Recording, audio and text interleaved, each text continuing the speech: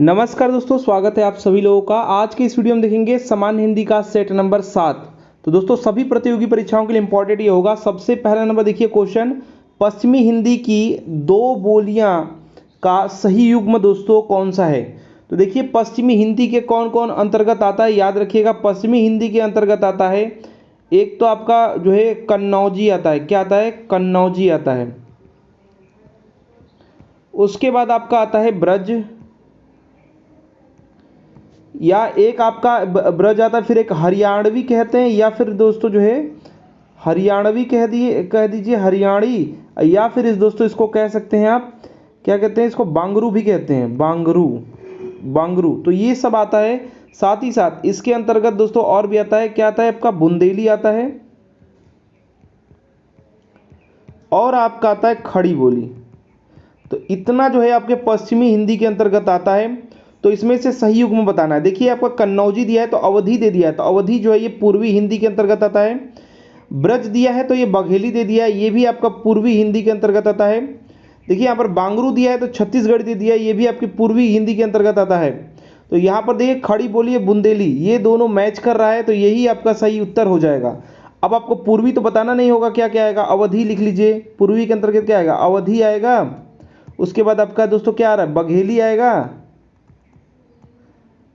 और क्या आएगा? उसके बाद दोस्तों छत्तीसगढ़ी आएगा। ठीक है, जो सब बच गया छत्तीसगढ़ी आ जाएगा। तो ये आप आराम से याद कर सकते हैं। यहाँ पर जो सही युग्म बताना था तो याद रखिए खड़ी बोली और बुंदेली। यहाँ पर ये कन्नौजी है पश्चिमी हिंदी के अंतर्गत, लेकिन अवधि के साथ जोड़ा बना दिए, पूर्वी है। ब्रज वाला है लेकिन बाघेरी के साथ बना दिया है, और यहाँ पर बांगरू है लेकिन छत्तीसगढ़ी के साथ बना दिया है। तो ये पेयर्स जो है सही युग्म पहचाना था। खड़ी बोली और बुंदेली दोनों सही यही वाला है। नेक्स्ट देखिए, बोली का क्षेत्र जब थोड़ा विकसित हो जाता है, बोली का क्षेत्र दोस्तों जो है जब विकसित हो जाता है और उसमें साहित्य की रचना होने लगती है तो बन जाता है उपभाषा। क्या बन जाता है? उपभाषा। साथ ही साथ याद रखिएगा पश्चिमी हिंदी जो होता है, पश्चिमी हिंदी जो है उसका अगर आएगा कि किस अपभ्रंश से उसका जो है विकास हुआ, जैसे कि मैंने प्रीवियस में करवाया था, तो सौरसेनी याद रखिएगा, सौरसेनी।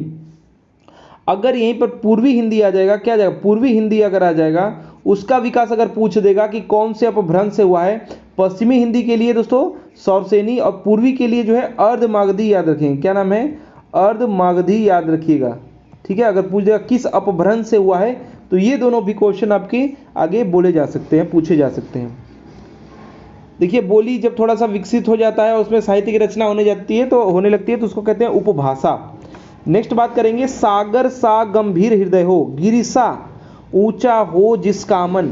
इसमें आपको अलंकार बताना है। देखिए सागर सा, गिरिसा, तो जिसके जैसा उपमा दिया जा रहा है तो उपमा अलंकार हो जाता है। यमक में दो रहेगा और उसका अलग अलग मीनिंग रहता है।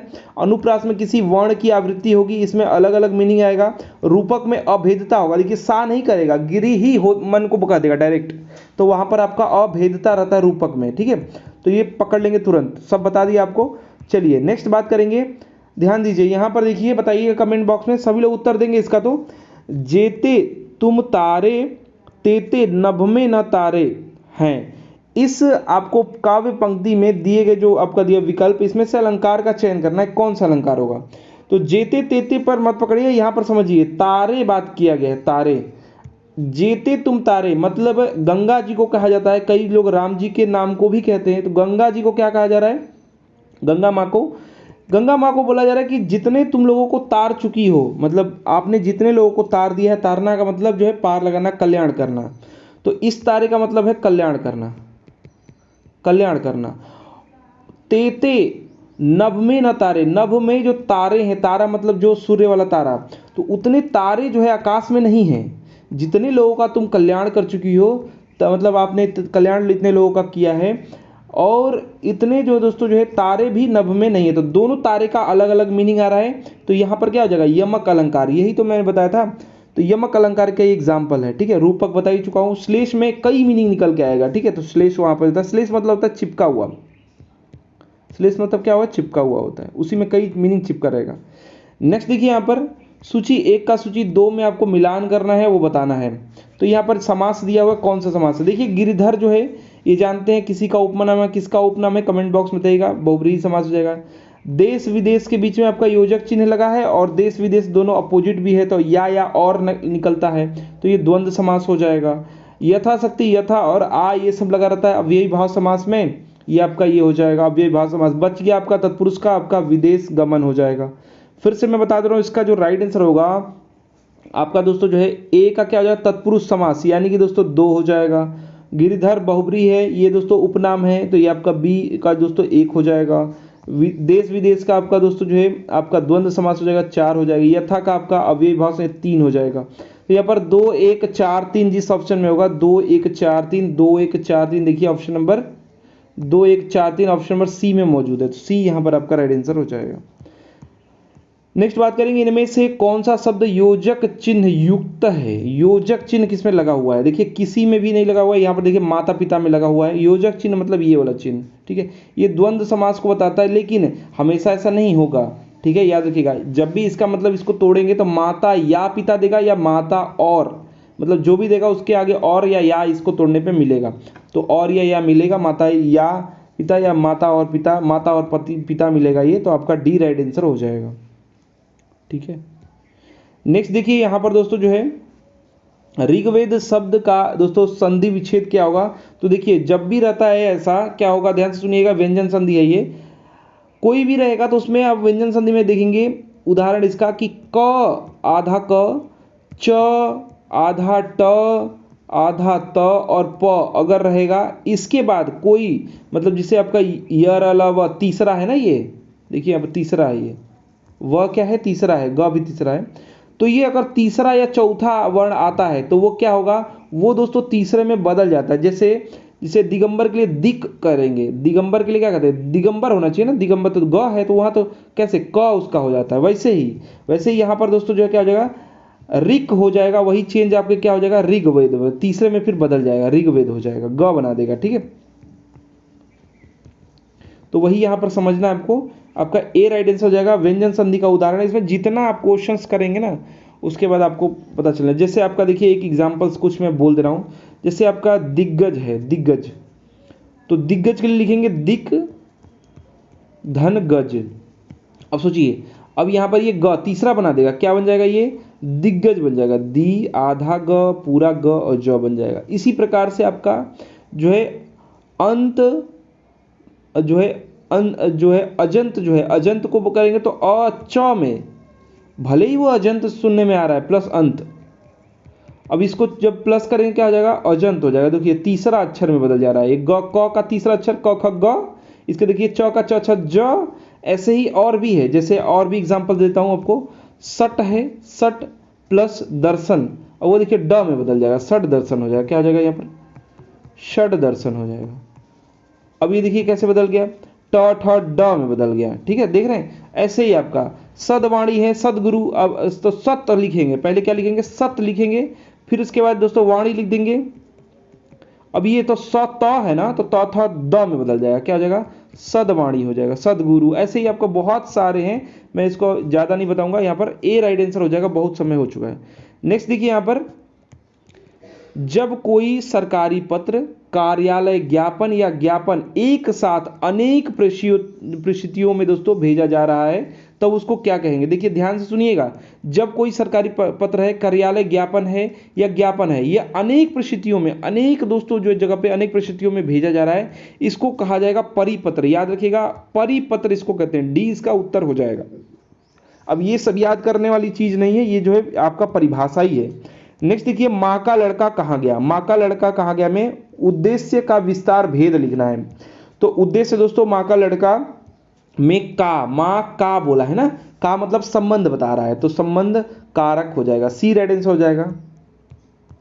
ये तो बताना बहुत ही आसान है, कारक अगर आपको एक दो सेट भी किए हैं हमारे साथ तो बता देंगे आप। नेक्स्ट बात करेंगे, यदि बारिश होती तो सूखा न पड़ता। तो देखिए या मतलब इस बात को सुन करके आपको क्या लग रहा है, यदि बारिश होती तो सूखा न पड़ता, यानी पड़ रहा है, काम हो चुका होता, यानी ये भूतकाल की बात होगी और हेतु मत होगा, ऐसा होता तो ऐसा होता, लेकिन ऐसा हुआ नहीं है तभी तो ऐसा हो रहा है, भूतकाल होगा, हेतु मत भूतकाल, ठीक है। वो आएगा तो मैं जाऊंगा, अभी हुआ नहीं है, जाऊंगा, अभी मैं वेट कर रहा हूं, तो ऐसे में क्या होता है आपका हेतु मत भविष्यत होता है। लेकिन यहां पर क्या है, जो है यदि बारिश होती तो सुखाना पड़ता, यानी कि ये सब काम बीत चुका है। तो यहाँ पर क्या हो जाएगा, हेतुमत भूतकाल हो जाएगा, ए राइट आंसर हो जाएगा। दोनों में यही कंफ्यूजन आपका क्रिएट होता है, इसलिए यहाँ पर डिटेल बता दिया आपको।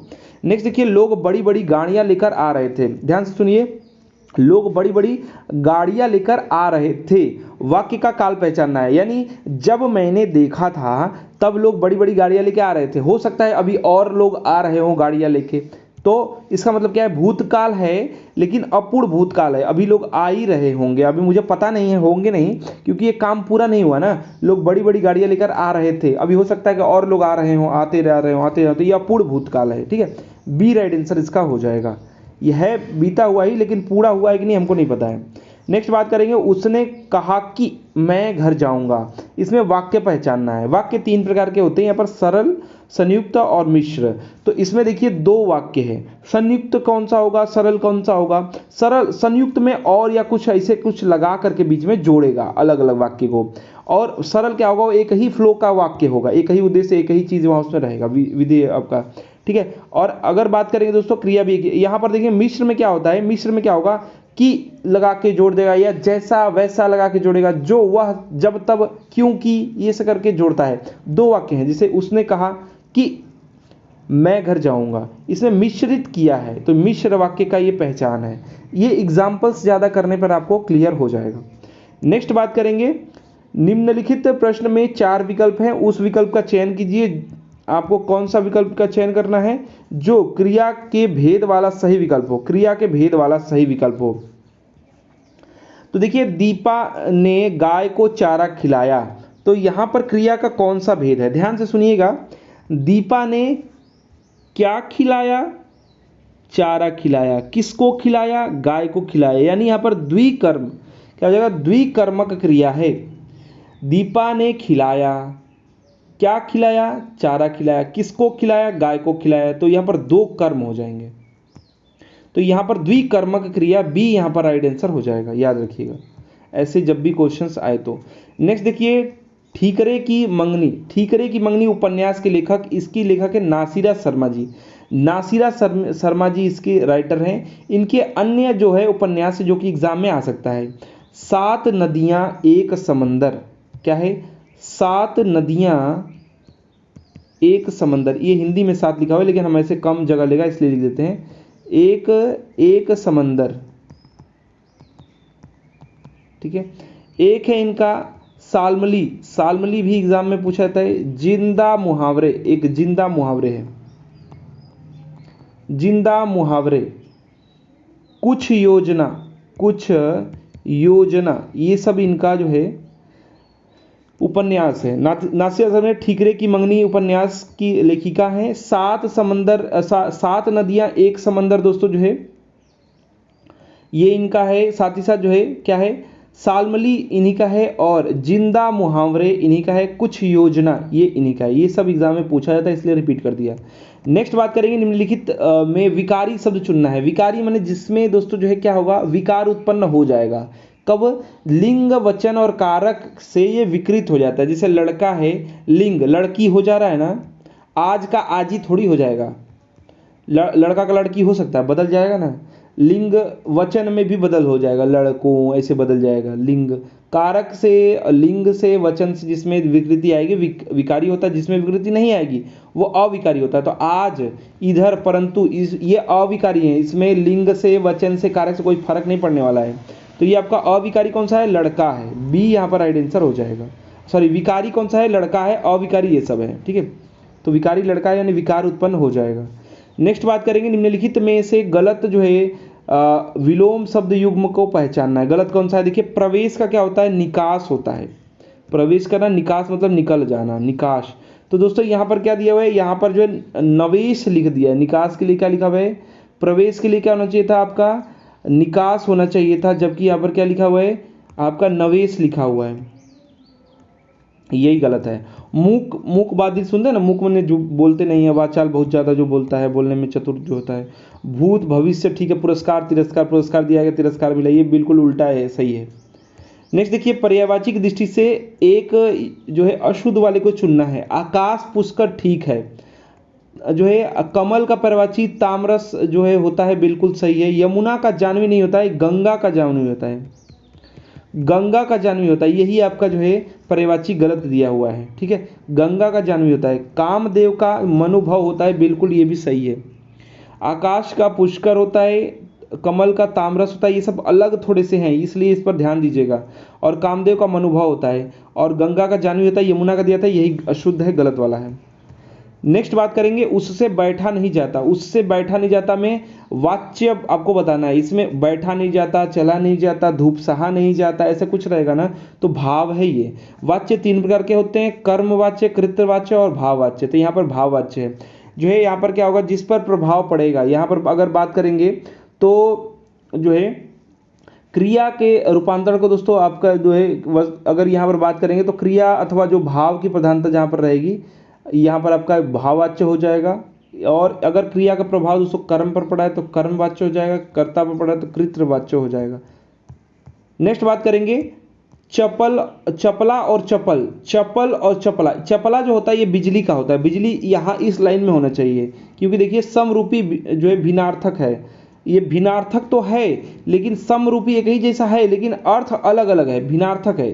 तो चपला इसके मतलब बिजली होता है। तो बिजली देखिए इस लाइन में होना चाहिए, यहाँ भी बिजली दिया हुआ है, तेज दिया हुआ है, लेकिन क्रमशः में आपको पकड़ना है। जब भी देखिए दोनों का आंसर ये सही है, लेकिन चपला का बिजली होता है, जबकि बिजली इधर कर दिया, बिजली इधर होना चाहिए था। और चपल का मतलब तेज होता है। तो देखिए ए नंबर हम ऑप्शन लगाएंगे, दोनों सही है। कभी कभी कंफ्यूजन होता है कि यहाँ भी तो सही दिया हुआ है, यहाँ भी दिया हुआ है, कौन सा करें। तो देखिए चपला जो इस लाइन में है उसको यहाँ पर क्रमशः होना चाहिए, जो यहाँ पर है इसको यहाँ पर होना चाहिए था। तो चपला का बिजली यहाँ पर होना चाहिए, जबकि बिजली इधर दे दिया। चप्पल का तेज होता है तो तेज इधर दे दिया है। तो ये ऑप्शन नंबर ए यहाँ पर राइट आंसर हो जाएगा। अन्य और भी हैं, थोड़ा जान लीजिए, बहुत ही जो है कंफ्यूजन क्रिएट करने वाला। एक होता है अंगना, इसके मतलब क्या होता है, इसके मतलब होता है आंगन होता है। क्या होता है, आंगन,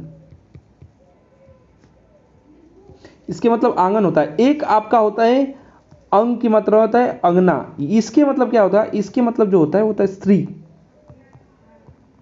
ठीक है, महिला को कहा जाता है। ऐसे ही आपका अवलंब और अविलंब होता है। एक होता है अवलंब, अवलंब, और एक होता है अविलंब। अविलंब मतलब शीघ्र, तेजी के साथ, शीघ्र होगा इसका मतलब, शीघ्र, ठीक है। और अवलंब का मतलब सहारा होता है, इसका मतलब क्या होता है, सहारा होता है, ठीक है। तो ये एक ही जैसे हैं, लेकिन एग्जाम में आ जाएगा तो फंसा देगा आपको। तो इसलिए अवलंब मतलब सहारा, अविलंब मतलब शीघ्र, तेजी से। और ये देखिए अगर चंद्र बिंदु वाला रहेगा तो इसका मतलब आंगना होगा। और वीरांगना सुना है ना, तो ये वाला अगर अंग रहेगा तो स्त्री करिएगा, ठीक है।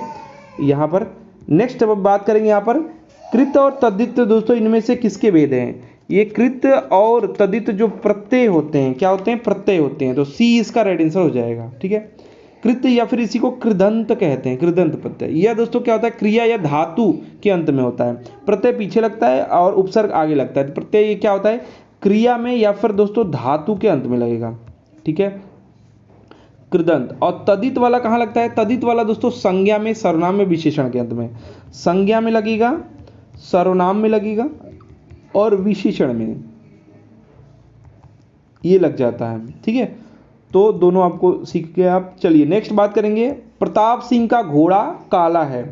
प्रताप सिंह का घोड़ा काला है, इसमें काला जो शब्द विशेषण की दृष्टि से क्या है, तो ये है दोस्तों, देखिए ये प्रताप सिंह जो है आपके क्या हो जाएंगे, उद्देश्य हो जाएंगे। और यहाँ पर दोस्तों जो है आपका विधेय हो जाएगा ये। तो विधेय जो है विशेषण होगा, क्या होगा, विधेय विशेषण, ठीक है। विशेष्य के बाद आ रहा है, ये विशेष्य के बाद आ रहा है। तो ये दोस्तों क्या हो जाएगा आपका, काला घोड़ा, तो यहाँ पर सॉरी घोड़ा काला है, तो ये आपका विशेष के बाद विधेय विशेषण हो जाएगा, सी राइट आंसर हो जाएगा।